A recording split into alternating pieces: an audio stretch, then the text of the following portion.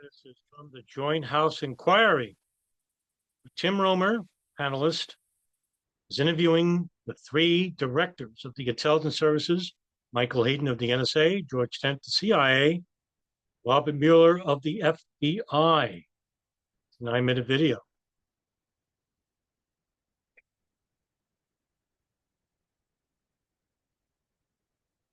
Job that the three of you have in front of you.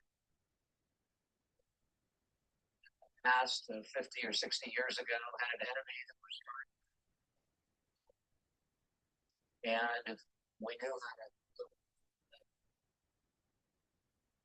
we had an enemy in Vietnam to use guerrilla tactics.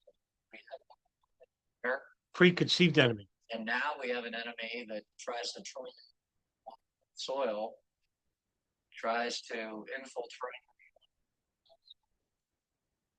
and tries to kill Americans. And we count on you for security of this country. Now, while there are people in the committee that think that the three of you, lots of things, everything, and there may be some people on this committee that performed flawlessly before 9/11. Come down on the side of, I believe if there were failures. I believe that. Now, of course, this is par for the course for what we know now, as opposed to October 17, 2003, regarding the CIA, the NSA, following Khalid al-Mihdhar and Wafa Hazmi,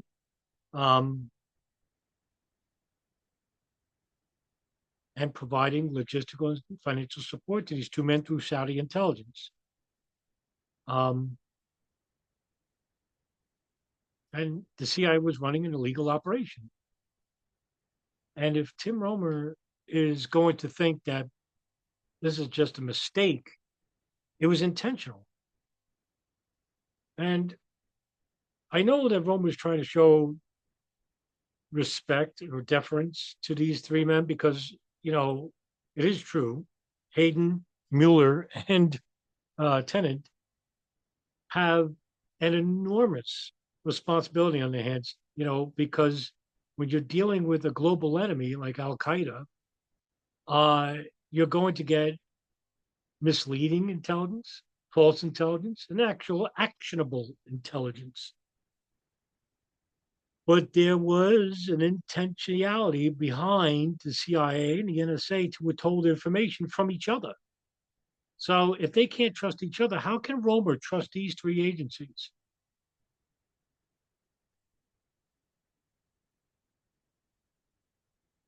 For inadequate communication. That we didn't have a good enough one. That we could have had newer offices. FBI. But I am for moving forward and trying to make sure, in light of what happened in Kuwait,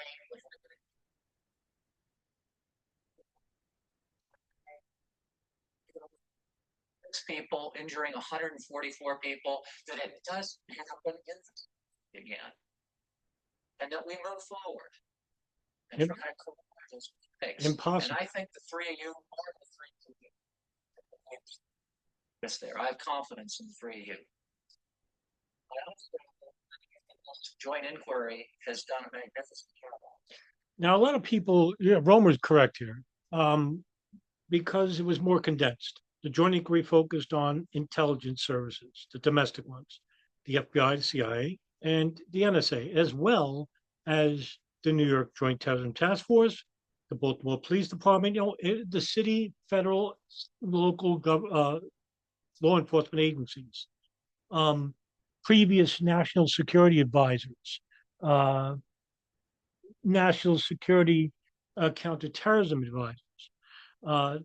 They focused on this where the 9/11 Commission was much more expansive. They focused on foreign policy analysts, counterterrorism analysts, former heads of the government, the National Security Advisor, the Secretary of State, the FAA, NORAD. So they had much more intelligence on the hand. So, and people never talk about the Joint House inquiry. And I think a lot of the failures of the CIA could have been illuminated here, and some were. And like I said, in previous videos, that I even made a podcast episode about Carl Levin harshly questioning all three of these guys, Tenet, Roemer, and Hayden. And he was the closest out of anybody at a 9/11 Commission Joint House inquiry in really getting it to the heart of the matter regarding pre-intelligence and why it wasn't shared. Everybody else spoke in, generalities. It's not their fault sometimes because they were only getting intelligence or reading reports or documentation that they were allowed to read. Eleanor Hill was the executive director of the Joint House Inquiry. Philip Zelikow was the executive director of the 9/11 Commission. So Zelikow is a friend to Condoleezza Rice. So that means that the full position was Saudi Arabia was going to be shielded by the State Department in regards to the 9/11 Commission, whereas Joint House Inquiry wasn't really focused on that. They were focusing on the intelligence services monitoring the planes operators inside the country and abroad. So it's much more condensed. It pauses when I pause it once more, freeze. Chairman, I'm proud to serve on it with the ranking. For facts to try to make solve some of the problems and fix some of those things, while Correct. not just saying this is a witch hunt. Should be. Somebody come forward and said, we need a joint commission. You folks are busy. You don't have a lot of time to look back, but we do need to correct the mistakes. Yes. We're out of business with this Congress ending. So we still have to go through. Because they weren't getting money. We have some major institutional recommendations we might need. We need. And that's huge. Listen, what Roemer said here is absolutely like on point. And now imagine, this is 2003, by the way. Now just imagine with 20, what is it, 22 years later, with the information we have now, we can most certainly even have a new commission. Now, who would run that commission, right? Would it be senators or former senators or people from the oversight committee, people from the Senate Select Committee? I don't know, I would happen to think that it should be the whistleblowers of before 9/11, people like Ken Williams, Anthony Schaefer, Mark Rossini, Colleen Rowley, Doug Miller, John Kiriakou, Steve Bongard, people who were directly involved with the pre-intelligence of 9/11, people who can get reports and documentation on the record. That's who I think should run the commission. And they would be much more thorough and much more on point than, say, the commission, where the commission basically had to file for the release of documents, declassified documents. And, they were stonewalled by the State Department in doing so. 9/11 Commission certainly was. So was the Joint House. And what does that tell you? Well, it's now 22 years later. And we have, a pretty good amount of declassified files. Not everything, but more than what the two inquiries had. So Roemer is right. We need another independent commission, but we can't trust the State Department to fund it. I mean, Trump, is the president now. And remember the Epstein files, who would they give it to? A bunch of right-wing, profiteers, libs of TikTok, and some other guy, like these crazy guys, a cowboy hat, he's running around. They look ridiculous. You think they're going to give sensitive classified information about Epstein as clients to these people? Yeah, okay. Dana Bash, get the fuck out of here. Fuck. In the House and Senate and conference, and the White House keeps goalposts on us. We solve one problem, Yeah, and yeah. they change the goalpost and say, "Well, here's another one." I would love to work with us. Good luck. They negotiated with They us, didn't. genuinely work with this independent commission, and help us, help you three, help very good people that work for you, your lives, protecting Americans to getting this right. I have just three basic questions. Well, Hayden, you said in your testimony that all due respect, in your 202 fiscal year request, you asked for significantly. I know you are a level 3 librarian. We vitally need these linguists doing their jobs, these analysts doing their jobs. I'd like to know why, just in the latest budget, more than the previous years. Let me get off that. On this competitor, you got to get your questions in. Okay, it really begs belief that the most surveilled house in the world, which was the Ahmed al-Hada house in Sana'a, Yemen, which was the Al-Qaeda communications network. That means Al-Qaeda operatives and their affiliates were calling this house from countries that were listening to their phone calls. Well, Yemen doesn't have this problem. They're an Al-Qaeda affiliate, right? So here you have, this this the most surveilled house in the world. The NSA, CIA, the FBI, and God knows, whether the Saudis or the Israelis had any. I don't know. We don't know that yet, or if we ever will. But at least we knew the NSA and the FBI, the NSA and the CIA did. Now the FBI tried, but they had to rely on the CIA and the NSA to basically act as, and they naively believed that it would share all intelligence, and they didn't. They didn't do that. In fact, the NSA were listening to both incoming and receiving calls. The CIA only had a bug in the house, so they could only listen to the outgoing calls. And, Michael Scheuer, who I've had on the show, said that he asked Barbara McNamara from the NSA to basically, can you give us the other half of the transcripts? And she said no. And he doesn't like being said no, and it raised an issue. But the NSA won. But it was the CIA's operation, but the NSA had their own operation. They were working with the CIA on this, but they obviously were working on their own because they wouldn't share everything. Why? Why? Who made that decision? And if you're willing to tell me that a house where they speak Arabic, okay, and you're not going to have Arab linguists, or if you have one or two to transcribe what they heard, if you've been listening to their phone calls from 96 forward, that's 5 years prior to 9/11. They knew about the Al Qaeda meeting in Malaysia because they told the CIA about it to take pictures of the people, to send back the pictures, and they didn't. The CIA didn't. Ladies and gentlemen, I'm sorry, I don't believe it.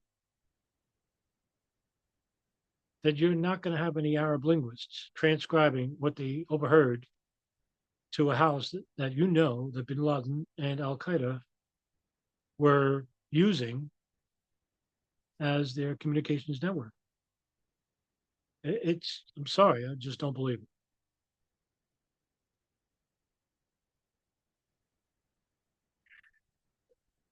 Right, Tenet. I just asked you very quickly about sharing the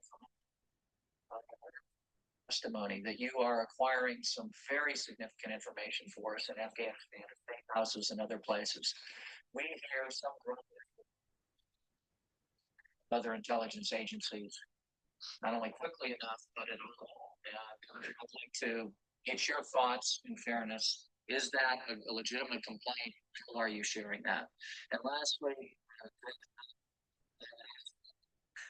do we have in place now, a year and a month after September 11th, the necessary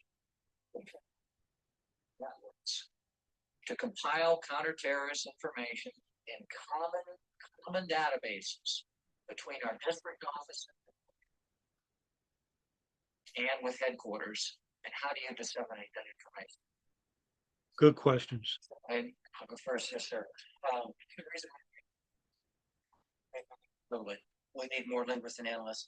We hired in fiscal. We've hired 11 so far. 3. We've got another 101.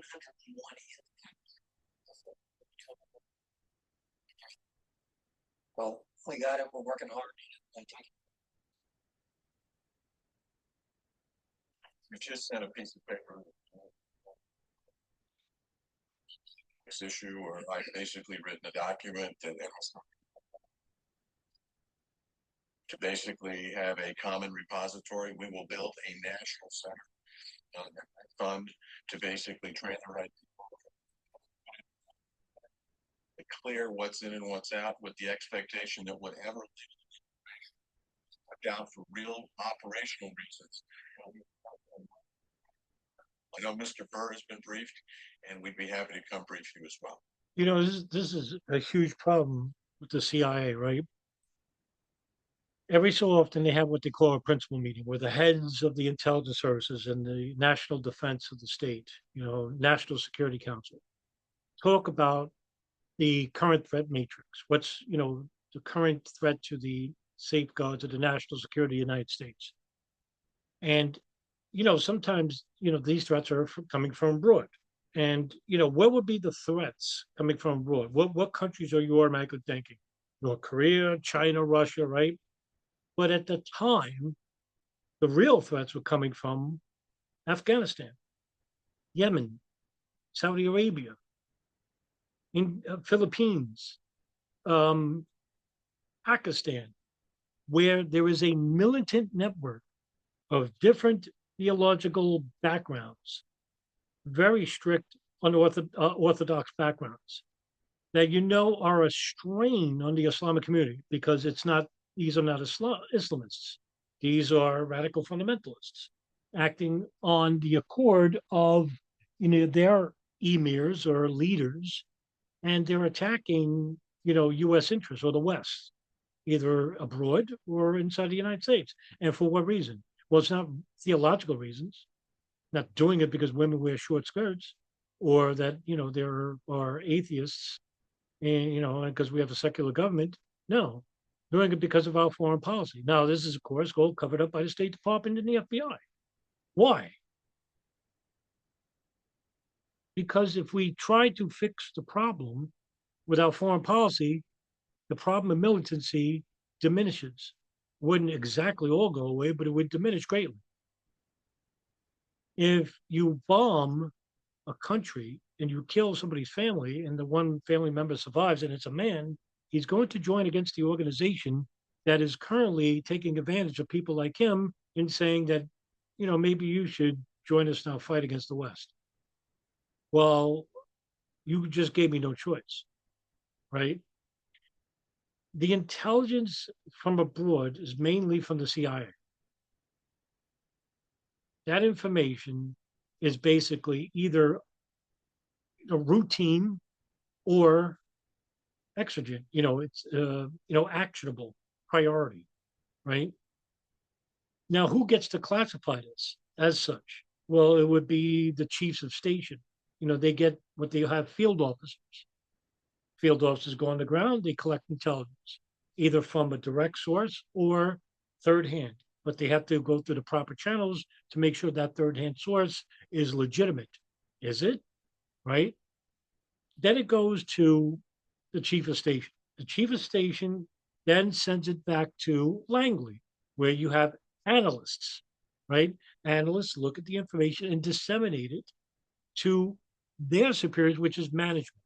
what they call management. That would be George Tenet. That would be James Pavitt, director of operations. So people like this, right? Or the deputy director, right? And it would go to them. And then they would give it to, like I said, the National Security Council, the principals meetings. Who gets to disseminate this information? That's the question. Who gets to disseminate it? And what information is shared with the State Department or at the principals meetings? Well, if you know anything about the CIA, you know that they didn't tell the principals meetings in the year 2000 or 2001 until late August about Khalid al-Mihdhar and Nawaf al-Hazmi. That's just one example. That's why I don't trust these people fully.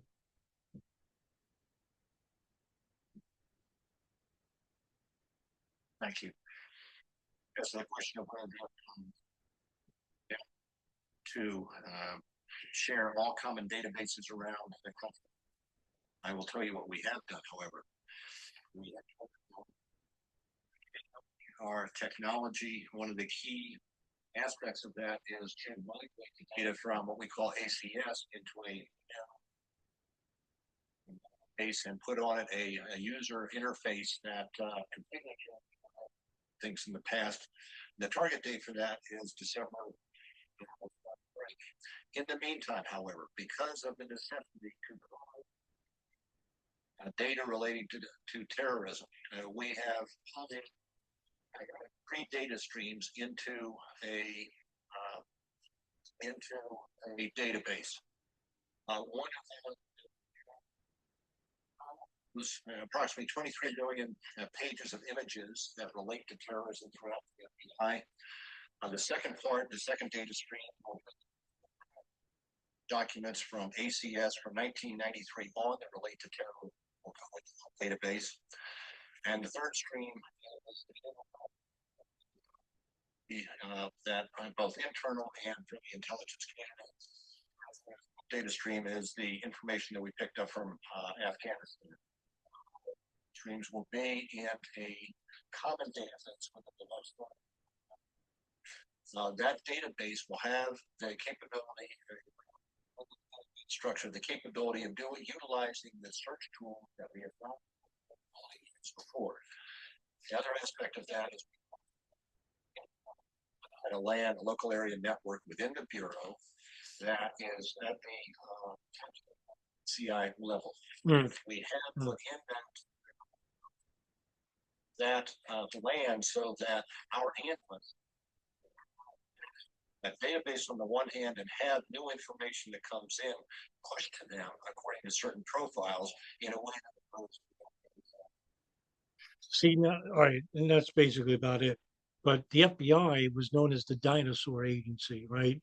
They used the old flatfoot method, go on a beat, write down a notebook, a piece of paper, stuff like this, right? That's how they do investigations with the old, the trench coat and stuff like this, right? Whereas the money really went to the CIA and the NSA because they were considered, the more glamorous agencies. Here they do signals intelligence, wiretapping, eavesdropping. They do some human intelligence, but not the NSA. But these were the real bureaucrats, the brown nosers, so to speak. They would be in Washington function parties and asking for phone donors to basically support the agency in certain ways regarding certain needs. So but they have like they have a fiscal year, the budget fiscal year. They go before a Senate Appropriations Committee and ask for funding, and they get it, but do they get everything they need? Well, the FBI during the 1990s really needed to revamp their technology in regards to the fluidity of information. And it wasn't like that, but now it is. And now, 9/11 changed everything. The State Department had what they call a tip-off machine. It doesn't exist now, but it was, it was a database of the terrorists and terrorist networks that were a threat to national security. And the FBI really, didn't have to rely on this, but they got some information out of this system. But they had to go through the Department of State for this. The Department of Justice has to ask for a request to use information from the Department of State and vice versa. But again, this is like, this should have been, really prescient. It's easy to say here because it's armchair quarterbacking, but it should have been prescient because the threat was there in the mid 90s. And who was basically warning this about Al Qaeda? Well, believe it or not, it was the CIA initially, the FBI. The FBI after '93 basically said, the book is closed on Arab fundamentalism. Now, some didn't really buy it.